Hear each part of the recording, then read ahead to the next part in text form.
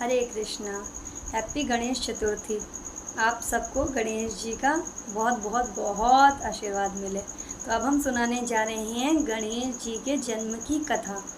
तो ब्रह्म वैवर्त पुराण के अनुसार सुनाने जा रहे हैं गणेश जी के जन्म की। और भी कथाएं अलग अलग पुराणों में अलग अलग तरह से दिया गया है। उसका रीज़न ये है कि कल्प के अनुसार भगवान की लीलाएं चेंज होती रहती हैं। तो कई जगह पे कथा कुछ और होती, कई जगह पे कथा कुछ और होती है, पर कथा सारी सच होती हैं, सत्य होती हैं, झूठ कोई नहीं होती। तो ये नहीं कह सकते यहाँ गलत है वहाँ गलत है सब सत्य, पर मनवंतर और कल्प के अनुसार बहुत सारी चीज़ें चेंज हो जाती हैं। तो अलग अलग ब्रह्मांड में अलग अलग लीला भगवान करते हैं। ये सारी चीज़ें इस वजह से होता है। तो हम अभी जो आपको कथा सुनाने जा रहे हैं वो ब्रह्म वैवर्त पुराण के अनुसार है। तो जन्म की कथा बहुत सुंदर है, आप सब सुनिए। तो पार्वती माता जो हैं उनके सबसे पहले पुत्र हैं कार्तिकेय स्वामी। तो भगवान शिव और पार्वती माता के पुत्र कार्तिकेय स्वामी हैं, परंतु पार्वती माता को वो अपनी माता के रूप में उतनी अच्छे से स्वीकार नहीं करते थे। स्वीकार करते थे मतलब कि होता नहीं कि एक बालक के तरह से अपनी माँ के आंचल में बंधे रहना और माँ के साथ उतनी लीला करना, प्रेम से रहना, जितना जो है एक बालक को रहना चाहिए उतना कार्तिकेय स्वामी नहीं रहते थे। वो पिता शिव जी को तो पूरी तरह से मानते थे, लेकिन माता के प्रति उनका उतना अच्छा व्यवहार नहीं था। क्यों? क्योंकि शिव जी के तेज से वो उत्पन्न हुए थे, पार्वती जी के गर्भ से वो नहीं प्रकट हुए थे, गर्भ में वो नहीं गए थे। उसका रीज़न ये था। तो माता पार्वती चाहती थी कि उनका एक और पुत्र हो, और एक और पुत्र के लिए उन्होंने उस कामना के चलते उन्होंने एक व्रत किया जिसको कहते हैं पुण्य व्रत। पुण्य व्रत किया। वो व्रत किसका था? भगवान कृष्ण का। तो भगवान कृष्ण का व्रत किया और तपस्या की। जब तपस्या की, व्रत किया, तो भगवान कृष्ण उनकी तपस्या से प्रसन्न हुए और प्रकट हुए। तो उन्होंने कहा मैं प्रसन्न हूँ, और बहुत भाव विभोर होकर के भगवान ने पूछा माँ पार्वती से कि आपको क्या चाहिए माता, मुझे बताइए। तो पार्वती मैया बोली बस बस बस यही चाहिए, आपसे मुझे यही चाहिए। आपने मुझे माता बोला ना, मैं चाहती हूँ कि माता बोलने के लिए आप ही आ जाए मेरे पास। मैं आप जैसा पुत्र चाहती हूँ, आप जैसा पुत्र अपना बनाना चाहती हूँ। मैं चाहती हूँ कि मेरे पास आप जैसा पुत्र प्रकट हो। अब कृष्ण भाव में थे और बहुत ज़्यादा प्रेम में थे, तो उन्होंने कह दिया तथास्तु, हाँ बिल्कुल आपको मेरे जैसा पुत्र मिल जाएगा। लेकिन जब वो वापस गए तो उन्होंने सोचा कि बोल तो दिया है, पर मैं इस दुनिया में कहाँ से अपने जैसा दूसरा लाऊं, क्योंकि भगवान कृष्ण जैसा कोई दूसरा है ही नहीं, तो कहाँ से आएगा दूसरा। तो भगवान कृष्ण सोच विचार कर रहे थे, फिर सोचा समझा तो समझ गए अब कोई और तो मिलना नहीं है, मुझे ही बाल रूप में जाना पड़ेगा। तो भगवान कृष्ण ही एक रूप बना करके माँ पार्वती के पास आए। गणपति का, जिनको हम लोग गणपति बप्पा के रूप में पूछते हैं, वो भगवान कृष्ण का ही एक स्वरूप है। भगवान कृष्ण उनके पुत्र रूप में प्रकट होते हैं। इसीलिए गणपति बप्पा बालपन से बड़े नटखट थे, क्योंकि कान्हा हमारे बहुत नटखट हैं, बहुत चंचल हैं, और जो उनका स्वरूप है, उनका जो एक भाव है कि इतना चंचल है कि पूछिए मत, उनकी चंचलता का बखान कोई कर नहीं सकता है।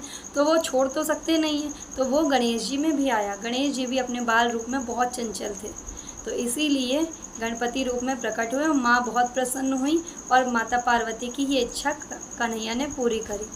अब जब गणपति रूप में वो प्रकट हो गए और उनके घर में उत्सव मनाया गया, माता पार्वती, शिव जी, सारे आदि देवगण और जो ब्रह्मा जी हैं सब लोग आए, सब लोग उत्सव मना रहे थे। तो वहाँ पे शनि देव भी आए।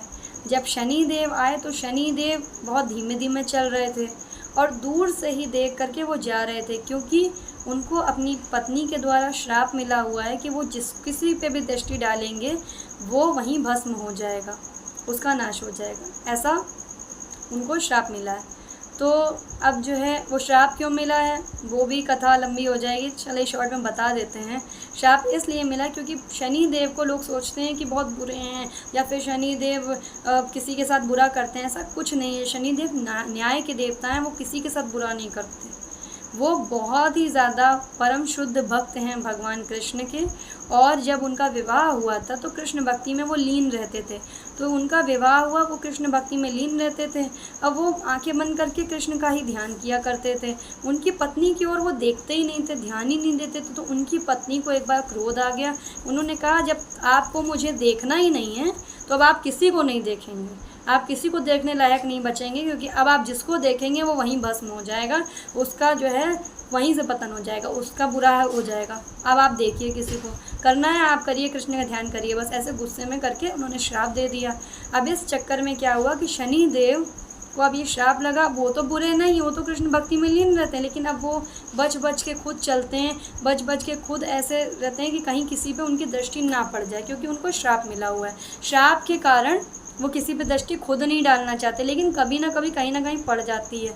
अब क्या किया जाए? अब वो जो गणेश उत्सव में पहुँचे, उनकी जब जो है वहाँ पे उत्सव चल रहा था, क्योंकि वो प्रकट हुए थे गणेश जी। अब पहुँचते हैं वहाँ पे शनिदेव, तो माता पार्वती ने देख लिया दूर से ही वो दर्शन करके जा रहे हैं। तो माता पार्वती ने अंदर बुलाया, कहा नहीं नहीं ऐसे क्यों जाएंगे आप दर्शन करिए, आप आशीर्वाद नहीं देंगे हमारे लल्ला को? तो कहने लग गए, अरे मुझे दूर से ही जाने दो माता, ऐसे मुझे अंदर ना बुलाओ, आप जानती ही हो सब कुछ, क्यों बुला रही हो? कहने लगे नहीं नहीं आशीर्वाद दीजिए, ऐसे नहीं चलता। अब वो बहुत मना किए पर वो मानी नहीं। जब वो मानी ही नहीं तो फिर वो अंदर आए और उनकी दृष्टि पड़ गई। और जैसे ही उनकी दृष्टि पड़ती है गणेश जी के ऊपर, तो गणेश जी का मस्तक वहीं पे कट के उनका गिर जाता है और भस्म हो जाता है, उनका जितना भी शीर्ष भाग होता है गर्दन से कट के। अब माता पार्वती शोक में डूब जाती हैं और क्रोध में भी आ जाती हैं, ये क्या हो गया? हालांकि माता पार्वती ने खुद ही बुलाया था, लेकिन अब कोई समझे ना, लीला थी, हो गई, अब क्या किया जाए? फिर माता पार्वती बहुत विलाप करती हैं, एक तो इतनी मुश्किल से पुत्र मिला, उसके बाद अब उसके साथ ऐसा हो गया। तब फिर जो है जाते हैं विष्णु भगवान, और भगवान विष्णु कहते हैं, माते आप चिंता ना करिए, हम अभी जो है इसका जुगाड़ करते हैं। और हाथी का मस्तक ला करके, एक बहुत प्यारा सा बच्चा हाथी, जो बच्चा था हाथी का, उसका मस्तक ला करके गणेश जी को लगा देते हैं। कौन लगाता है? शिव जी लगा देते हैं। सबसे बड़े सर्जन है शिव जी, बिना किसी कुछ भी किए सीधे उन्होंने गणेश जी का मस्तक जोड़ दिया। तो वो गणपति जी का इसीलिए मस्तक हाथी का मुख जैसा है। लेकिन गणपति बहुत सुंदर है, बहुत सुंदर है, बहुत सुंदर। लोग कहेंगे गणपति सुंदर कैसे, उनका तो मस्तक हाथी जैसा है, पर नहीं, वो बहुत सुंदर हैं। क्यों? क्योंकि सुंदरता ऊपर से नहीं देखी जाती, ऊपर से तो है, अंदर से वो बहुत सुंदर है, क्योंकि वो भगवान के शुद्ध भक्त हैं और वो उस पद पे बैठे हैं ना, जहाँ पे कोई जल्दी पहुँच नहीं सकता। इसलिए हमें गणपति जी की आराधना करनी चाहिए। अब हम आपको बताएंगे गणपति जी की प्रथम पूजा क्यों होती है और गणपति जी को मोदक क्यों चढ़ता है, क्यों उनको मोदक बहुत प्रिय है। ऐसी कथा नेक्स्ट वीडियो में सुनाएंगे, आप लोग नेक्स्ट वीडियो ज़रूर देखिएगा। हरे कृष्ण, राधे राधे, जय गणपति महाराज की।